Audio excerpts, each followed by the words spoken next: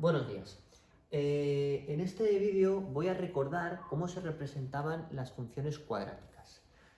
Una función cuadrática es una función polinómica de grado 2, cuya representación gráfica es una parábola, que o bien puede salir cóncava o bien puede salir convexa. Esta representación de funciones no cobra especial importancia en este tema, pero lo va a cobrar en el tema de integrales, puesto que es bastante recurrente que nos pidan representar una función de este tipo, que nos pidan representar una recta y que nos pidan el área del recinto plano acotado limitado entre la gráfica de esta función cuadrática y una recta. Por lo tanto, es importante que sepamos representar este tipo de funciones. Ya habéis visto cómo representar estas funciones en cursos anteriores, por tanto voy a recordar los pasos y esto será simplemente pues para que recordéis cómo se hace, ¿vale? Entonces, el paso 1, recordar, era observar si la función es cóncava o si la función es convexa. Si la función tiene, multiplicando al x cuadrado, un número positivo, es decir, si el coeficiente de la x cuadrado es positivo, la función será cóncava. Y si el coeficiente de la x cuadrado es negativo, la función será convexa. En este caso, como la a es positiva, en este caso la a es 1, lo que diré es que la función es cóncava. ¿Qué significa que tiene esta forma? Es decir, que está abierta hacia arriba. En algunos textos llaman cóncavo a lo contrario y a esto le llaman convexo. Entonces, lo mejor a la hora de solucionar un ejercicio es que cada vez que digáis cóncavo, digáis que es para vosotros cóncavo y que cada vez que digáis convexo, digáis que es para vosotros convexo. Para mí cóncavo siempre será abierto para arriba y convexo siempre será abierto para abajo. Si el coeficiente hubiese sido un -2, por ejemplo, pues la función hubiese sido convexa, iría hacia abajo. Paso 2. El paso 2 es el cálculo del vértice. Recordad que el vértice de una función cuadrática se calcula como -b partido por 2a y f de -b partido por 2a. Cuando veamos el tema de la derivada, pues entonces podremos justificar por qué el coeficiente x del vértice tiene esta expresión. Pero como todavía no hemos llegado, pues entonces vamos a ponerla directamente para calcular. ¿Cómo sería, por tanto, la coordenada x del vértice? ¿Cuánto da -b partido por 2a en este caso en concreto? Pues será -4 partido por 2 por 1. Luego, por tanto, lo que queda es 4 partido por 2, que es 2. Luego la coordenada x del vértice es 2. Y la coordenada y del vértice, por tanto, será f de 2. F de 2, que lo que da es 4, -8, -5. Lo que queda aquí es -4, -5, pues -2, ¿no? Entonces, por tanto, el vértice de esta función será el punto 2, -2. Bien. Paso 3. Es bastante conveniente calcular los cortes con los ejes de esta función. Cuando uno calcula los cortes con los ejes, pues recordad que hay que hacer los cortes con los dos ejes, con el eje de las x y con el eje de las y. El corte con el eje x, pues el corte con el eje x surge de hacer la y0, es decir, surge de resolver la ecuación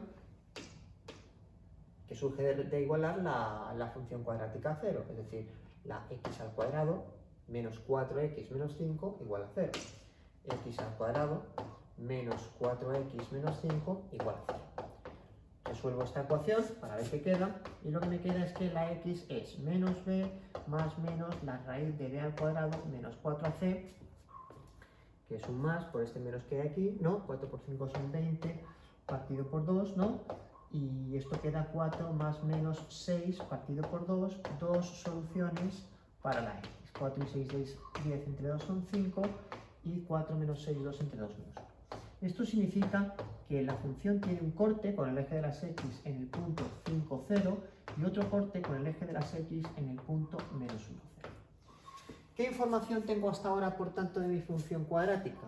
Que es cóncava, es decir, va hacia arriba, que el vértice es el punto 2, menos 9 y que corta en el eje en el punto 5, 0 y menos 1, 0. Veamos pues cuál es el corte ahora con el eje de la X. Para calcular el corte con el eje de la X,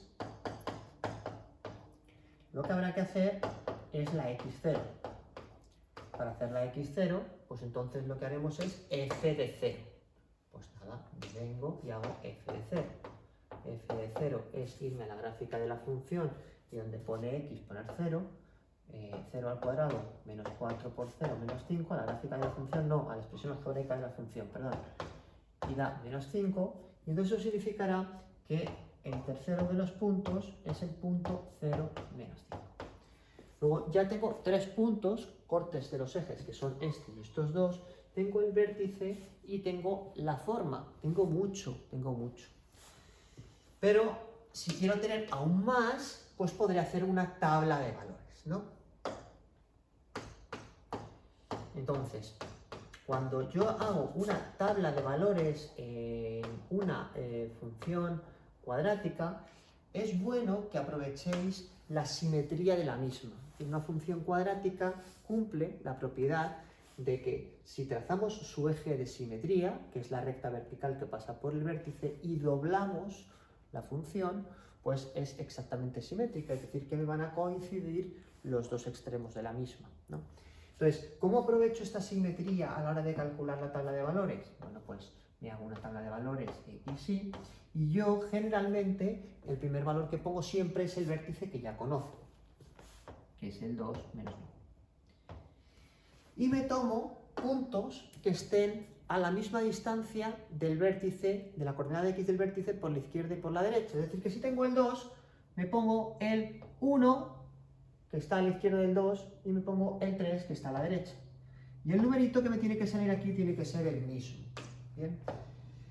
Si hago lo mismo con puntos que estén equidistantes a la coordenada x del vértice 2 unidades, tiene que ocurrir lo mismo. Es decir, que como tengo el 2, voy a hacer una tabla de valores con el 0 y con el 4.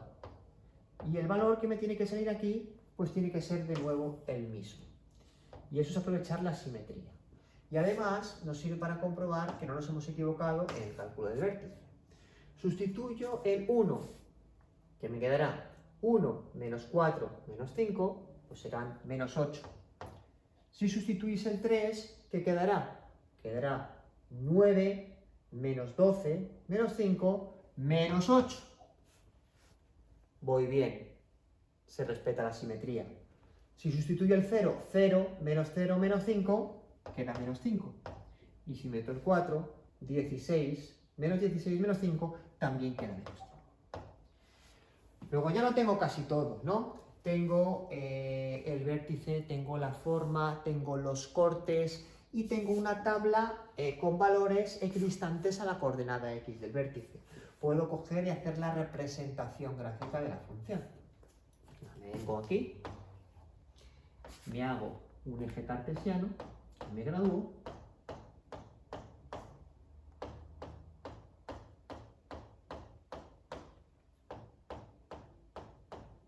y con el que podré representar la gráfica de la función.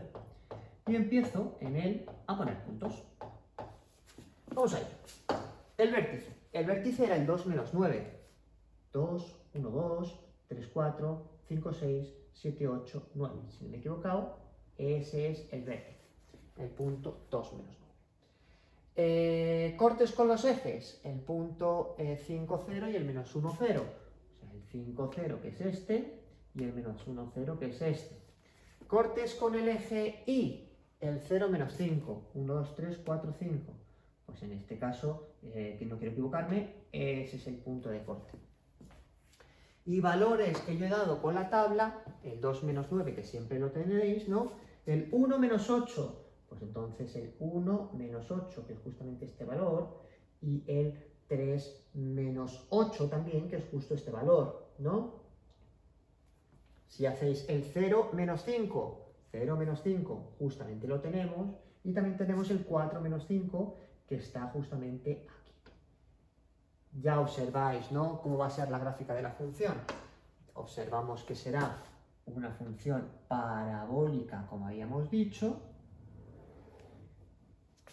cuya rama es esta y esta de aquí. ¿Qué respeta la simetría? Si yo la hubiese representado perfectamente, pues entonces la podría doblar por su eje y coincidir. Bien, espero que hayáis recordado cómo se representaban estas funciones cuadráticas.